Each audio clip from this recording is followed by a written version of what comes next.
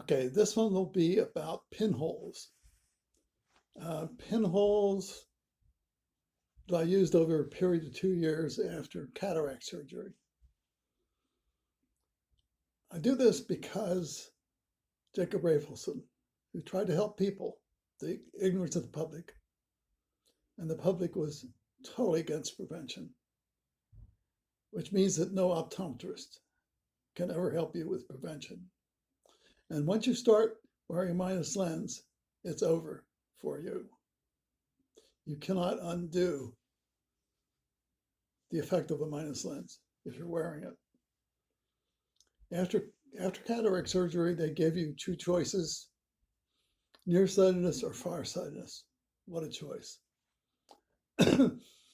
So I chose nearsightedness, meaning that I'd probably be about 20/50, 20/60, which is okay because I could always get a minus lens and use it to drive a car.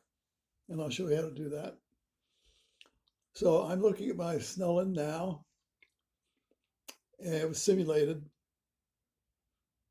And let's say cataract surgery, okay, I've got about 20/50 or 20/60. And I need to know if I have a medical problem or not. And so looking at the 20/50 line, LPED, I use these pinholes.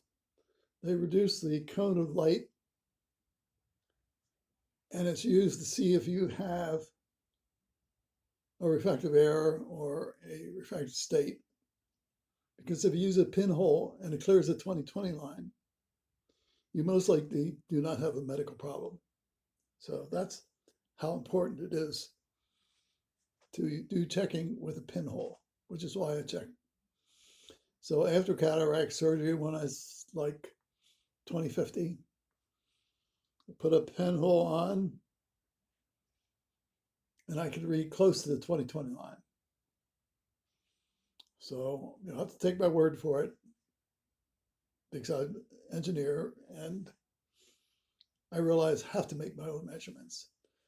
So that clears off a question of medical problems when I'm in 20/50. Doesn't eliminate anything, everything, but at least it's a step in the right direction. Because what happens, you go into an office somewhere and you have 20/50, you'll be prescribed what is called best sphere, which becomes the strongest minus lens possible, which means you'll probably get a -2, something of that order. And then you'll be told that we don't overprescribe. And that's how I check for overprescription. Now, I'll accept a reasonable standard here. 20/30, better than 20/40. That would be my success. So I'll do another video on using lenses to determine my refractive state objectively and accurately. So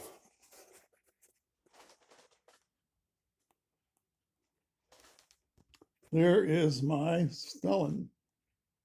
There we go. Now this is simulated. I would do this at 20, was doing this at 20 feet. Or you could use a 10-foot Snellen if you're so inclined. But it's important to have a measurement control over what is important in your life. Any prevention, though, is engineering, scientific, intensive. As Joey Allen says, prevention's totally impossible, out of the question. We don't do prevention. We don't have any responsibility for that. And he's right.